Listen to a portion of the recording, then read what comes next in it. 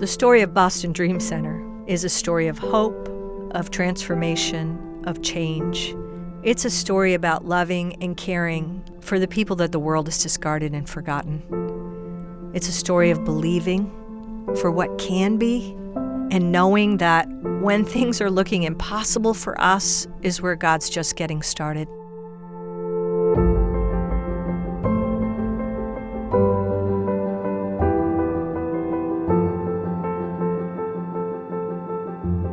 Born and raised in the Boston area, I'd moved away when I was 16 and I moved to the West Coast.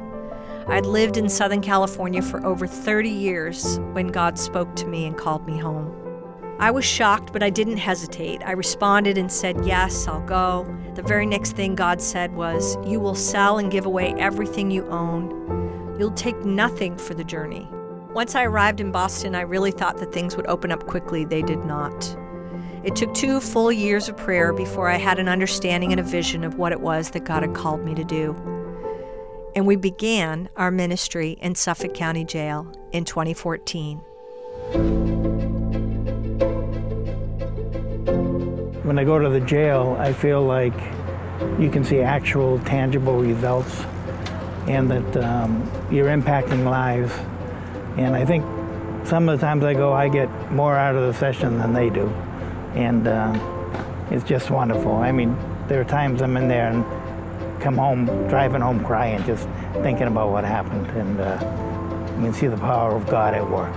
Just wonderful. I understood that our mission was that we would be the literal hands and feet of Jesus Christ to those most in need in our city. I got started in this ministry with Sheila because she needed help, and I was in the position to help her with 2 men and a truck. People often ask me, where do your people come from for your team? And I always say, I really don't know, but I think that they just find us.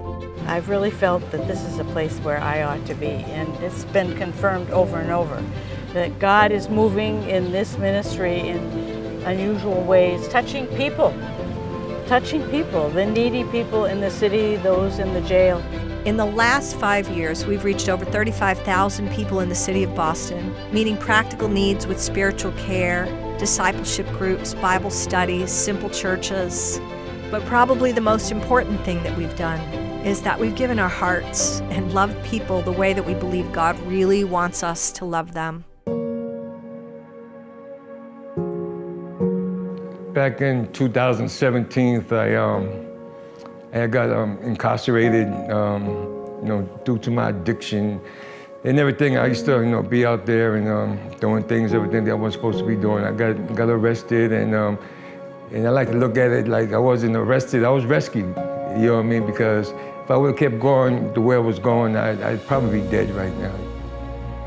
While I'm being incarcerated, Sheila used to come in and do her Bible studies a couple of times a week, and I asked her, she'd come in, and I said, what the heck? I said, I'll be gambling all the time in jail and doing my thing. I said, let me go in here and see what this is all about, So I would go into the room and sit and, and talk, and because of God first and people like Sheila, I'm where I am today, and again, I have a long way to go, you know what I'm saying, but compared to where I came from, it's like night and day, it really is.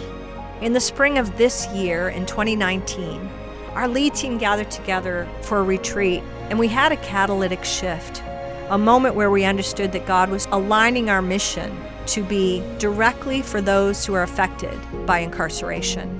And so, going forward, all of our ministries now will be reaching those affected by incarceration. We believe that working in these communities, inside, outside, and with the families of the incarcerated, we really believe that we're going to see an end to chronic incarceration in the city of Boston in the next 10 years. There's been many times that my life has been saved and spared by individuals who have gone to prison. And when they come out, there's nothing for them. If I can give anything to help them stabilize their lives, I will. We've had the amazing privilege and a front row seat to the miraculous work of God in the lives of people that we have had the privilege to serve. As we look to the future, we are praying that God will continue to send us the people and the resources, the innovation, the ideas, and the creativity so that people can be restored. And with that, we will faithfully serve and love the people that everyone has forgotten. I've learned the difference between happiness and joy. Happiness is momentary, joy is eternal. And there is no greater joy than I take serving these men, being with these men, studying with these men. After we've been there and they start to buy in and to what we're doing, they have joy now, they have hope that things can change and that their life can be different and it can be the life that God wants for them to have. As we look to the future, we're confident that this great work that God has begun in us these last 5 years will continue, that He will continue to work in us and through us to see this work through to completion.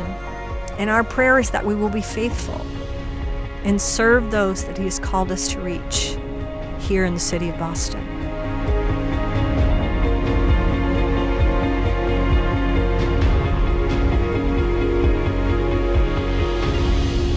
It's a center where if you come, you know, your dreams can come true.